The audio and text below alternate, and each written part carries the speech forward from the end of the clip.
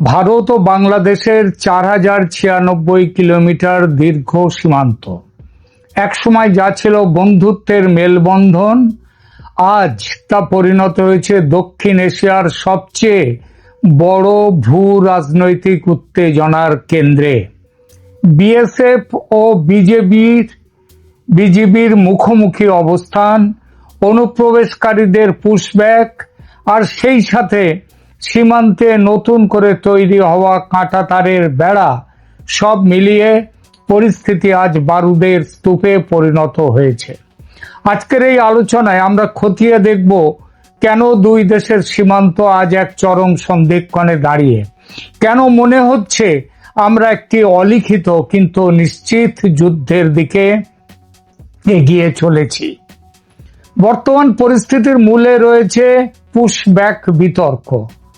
একদিকে ভারত তার অভ্যন্তরীণ নিরাপত্তার খাতিরে অনুপ্রবেশকারীদের, তাও তাদের সংখ্যাটা কম নয়, কমপক্ষে 2 কোটি এবং ঊর্ধ্বপক্ষে 3 কোটিও ছাড়িয়ে যেতে পারে, এই বিরাট সংখ্যক বাংলাদেশি অনুপ্রবেশকারীদের ফেরাতে বদ্ধপরিকর ভারত। অন্যদিকে বাংলাদেশের বর্তমান শাসকরা তাদের গ্রহণ করতে নারাজ। আমরা জানি যে এই নারাজ হওয়ার পেছনে অনেক বাস্তবিক কারণ আছে।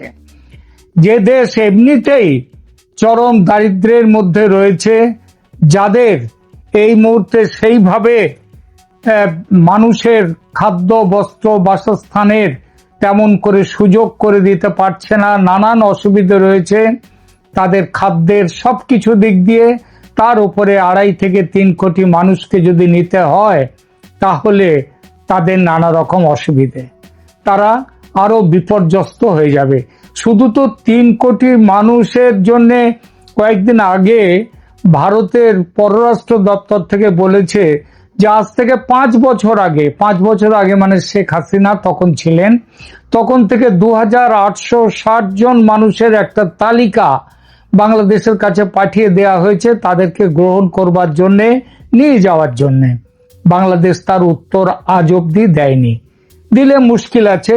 এই তালিকাটা এই ভিত্তিতে একবার গ্রহণযোগ্য বলে তারা ধরে নিলে তারপরেই এই তালিকাতেই তো আর শেষ নয়, এবং এটা তো সবে শুরুও নয়, একেবারে শুরুরও আগের মাত্র 2860। এরপরে একটা বিরাট সংখ্যক মানুষের লিস্ট চলে আসবে। তো এই দুই অনমনীয় অবস্থানের কারণে বিএসএফ ও বিজিবি আজ সরাসরি মুখোমুখি দাঁড়িয়ে গেছে। কিন্তু এর চেয়েও ভয়ঙ্কর হলো এর সামাজিক প্রভাব। বাংলাদেশে কমতে কমতে যে 1.5 কোটি হিন্দু এখনো অবশিষ্ট আছে, তারা মুখোমুখি হয়েছে এক তীব্র আতঙ্কের। আর সেই 1947 সালের পর থেকে দীর্ঘ প্রায় 8 দশকের অভিজ্ঞতায় যা দেখা গেছে, এরকম একটা পরিস্থিতির উৎপত্তি হয় আর হিন্দুরা আতঙ্কিত হয়ে দেশ ছাড়ে। এবারও এই পরিপ্রেক্ষিতে হিন্দুরা আতঙ্কিত হয়ে আবার দেশ ছাড়তে শুরু করেছে। তবে এবার দেশ ছেড়ে ভারতে চলে আসাটা সহজ নয়। আগে দেশত্যাগ করে আসা হিন্দুরা সীমান্তে বাধা পেত না, এখন পাচ্ছে। এখন ভারত সম্ভবত বুঝিয়ে দিতে চাইছে, ওরা হিন্দু হলেও তোমার দেশের নাগরিক, ওদের রক্ষণাবেক্ষণ করতে আইন অনুযায়ী তোমরা বাধ্য, আর সেই দায়িত্ব পালন করতে হবে তোমাদের। যেমন ভারত তার সংখ্যালঘু মুসলিম নাগরিকদের জীবন জীবিকার দায়িত্ব নিয়ে এসেছে, নিচ্ছে, তেমন তোমাদেরও নিতে হবে তোমাদের দেশের সংখ্যালঘু হিন্দুদের দায়িত্ব। যদি না পালন করো সে দায়িত্ব, তাহলে কি করা হবে এবার? এতদিন সেটা করা হয়নি, সেটাও সম্ভবত ঠিক করেছে এবার ভারত। সেই ঠিক করাটা কি বলবো, তবে এখন নয়, আলোচনার শেষে। যা বলছিলাম, সীমান্তের পশ্চিমবঙ্গ পারে ভিড় জমাচ্ছে অনুপ্রবেশকারী বাংলাদেশিরা দেশে ফিরবে বলে, স্বেচ্ছায় নয়, ভয়ে। বিএসএফ তাদের তুলে দেবে বিজিবির হাতে, কিন্তু বিজিবি বাংলাদেশ বর্ডার গার্ডস তারা সহজে নিতে চাইছে না, তাদেরকে নিজের দেশের মানুষকে তৈরি করছে নানান অজুহাত।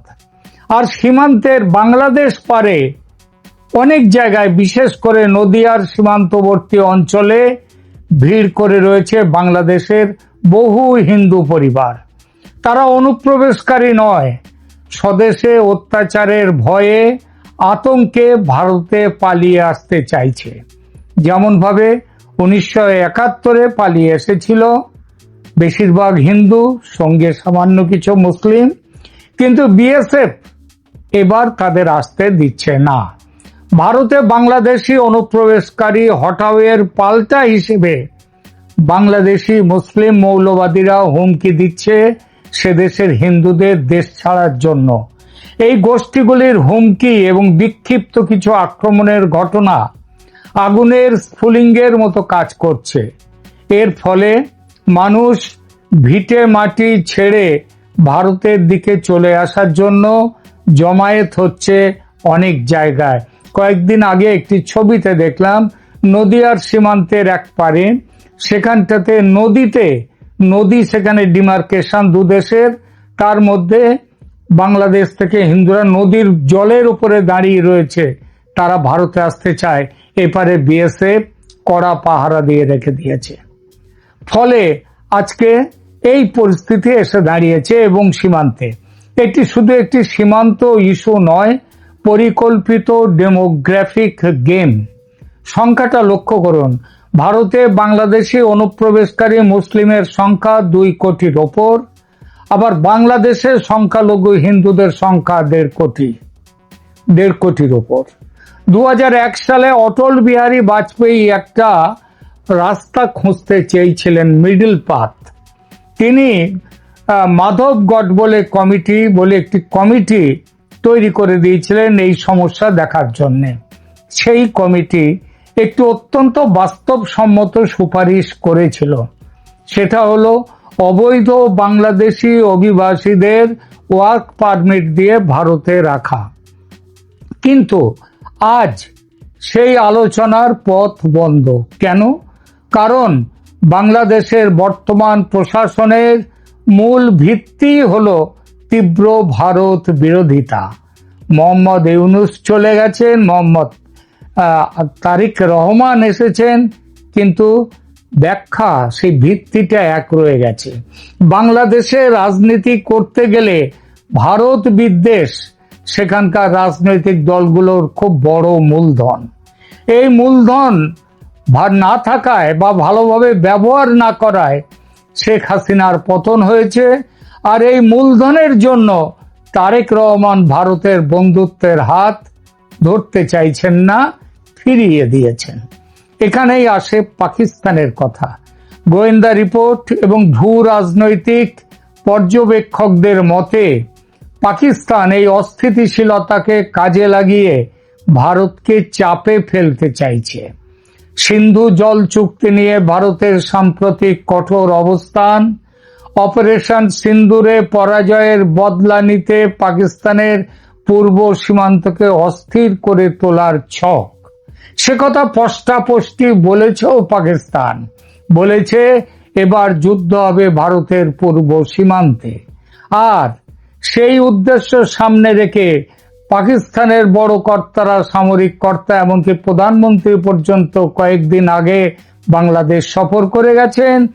তাদের সেনা সামরিক বাহিনীর বড় কর্তারা বাংলাদেশ সফর করেছেন।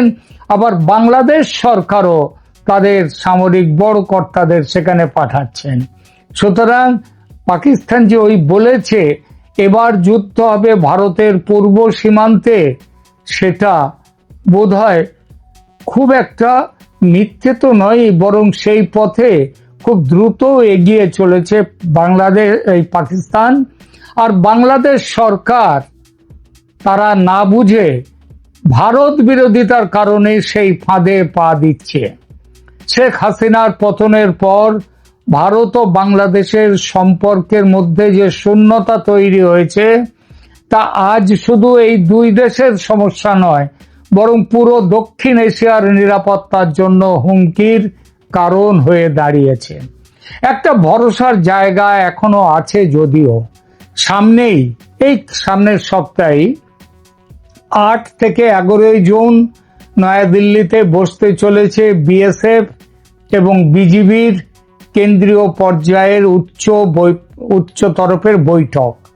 মহাপরিচালক ও শীর্ষ কর্মকর্তারা দুই সংগঠনের তারা বসবেন আলোচনার টেবিলে। কিন্তু সত্যিই কি কোনো সমাধান বেরিয়ে আসবে? আমার বিশ্লেষণ বলছে সমাধান পাওয়া কঠিন শুধু নয়, অসম্ভব। কারণ উভয় পক্ষই তাদের অবস্থানে অনড়। তাই এই বৈঠকটি কেবল একটি কূটনৈতিক আনুষ্ঠানিকতা হয়ে থাকার সম্ভাবনাই প্রবল। আর যদি এই বৈঠকে কোনো রফাসূত্র না মেলে, তবে সীমান্তে সংঘাতের তীব্রতা বাড়ার সম্ভাবনা ভয়ঙ্কর। 90% এটি অপারেশন সিন্দুরের মতো কোনো পরিস্থিতি কি তৈরি করতেই পারে। ভারত যে আর কোনো নরম অবস্থানে থাকবে না, তা দিল্লির সাম্প্রতিক পদক্ষেপগুলো দেখিয়ে দিয়েছে। এই খবরও আসছে দিল্লির রাজনৈতিক সূত্র থেকে, বাংলাদেশের হিন্দুদের যদি এবার গ্রহণ করে ভারত, তবে তাদের জনসংখ্যার আনুপাতিক হারে বাংলাদেশের ভূমির দখল নেবে ভারত। অর্থাৎ বাংলাদেশের 17 কোটি জনতার যদি 1.5 কোটি চলে আসে, তাহলে সেই পরিমাণ, ওই 1.5 কোটির পরিমাণের আনুপাতিক হারে বাংলাদেশের ভূমির দখল নেবে ভারত। এমন কথাও আসছে বর্তমানের সঙ্গে পুরনো বকেয়া হিসাবও মিটিয়ে নিতে এবার পারে ভারত। এছাড়া ভারত সরকার এখন তার উত্তর পূর্বাঞ্চলীয় নিরাপত্তা এবং ভারতের অখণ্ডতা রক্ষায় জিরো টলারেন্স নীতিতে অটল। তাদের কাছে এটি কেবল আর সীমান্ত ইস্যু নয়, এটি জাতীয় অস্তিত্বের প্রশ্ন।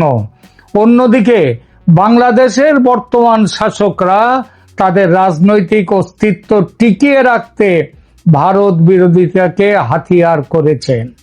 বাংলাদেশের হিন্দুরা তাই আজ এক বিপজ্জনক মোড়ে দাঁড়িয়ে। প্রশ্ন একটাই, কূটনীতির কি এখনো জেতার সুযোগ আছে, নাকি ভারতের পাবলিক ডিপ্লোমেসি বা সাধারণ মানুষের সাথে সরাসরি যোগাযোগের পথ ছাড়া আর কিছুই বাকি নেই? নাকি আমাদের প্রস্তুত থাকতে হবে এক অনাকাঙ্ক্ষিত সংঘাতের জন্য? প্রিয় দর্শক, আপনারা কি মনে করেন, এই পরিস্থিতি কি আলোচনার মাধ্যমে মেটানো সম্ভব, নাকি আমরা একটি বড় সংঘাতের দ্বার প্রান্তে? এই সম্ভাবনা কিন্তু এখন যত দিন যাচ্ছে তত কিন্তু একদম প্রকট হয়ে উঠছে। আর অনুপ্রবেশকারীদের নিয়ে যে সমস্যা আজ বেঁধেছে, এই সমস্যায় যদি বাংলাদেশ যদি তাদের নিজেদের মানুষদের ফিরিয়ে না নিতে চায়, তাহলে ভারতের সামনে, আবার বলছি, সামরিক সংঘাত ছাড়া কোনো রাস্তা নেই। আর তার পাল্টা হিসাবে যদি বাংলাদেশের হিন্দুদের উপরে কোনো রকম অত্যাচার হয়, এবার ভারত মুখ দর্শক হয়ে বসে থাকবে না এবং ওই বাংলাদেশের হিন্দুরা উদ্বাস্তু হয়ে ভারতে আসবে। আবার লাখে লাখে 1.5 কোটি। ভারত আর সেই পথে চলবে না, মেনে নেবে।